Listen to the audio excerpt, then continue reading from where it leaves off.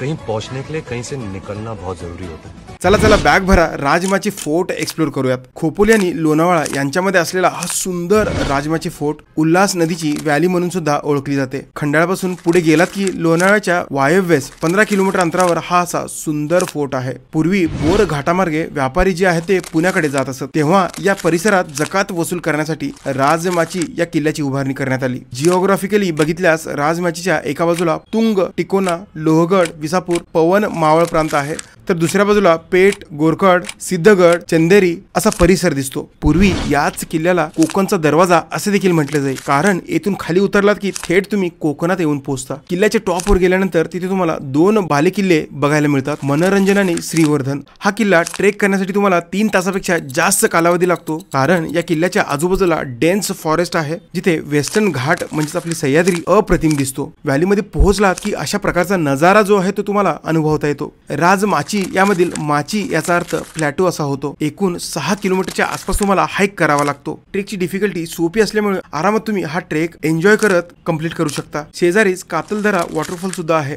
इथे गेलात की याला सुद्धा आपल्या बकेट लिस्ट मध्ये नक्की ठेवा। व्हिडिओला आपल्या ट्रेक पार्टनर सोबत नक्की शेअर करा। जर अजूनही तुम्ही आपल्या चॅनलला फॉलो केला नसाल तर दिलसे पुणेकरला नक्की फॉलो करा, कारण या ठिकाणी आपण डेली इन्फॉर्मेटिव्ह आणि क्रिएटिव्ह व्हिडिओज अपलोड करत असतो।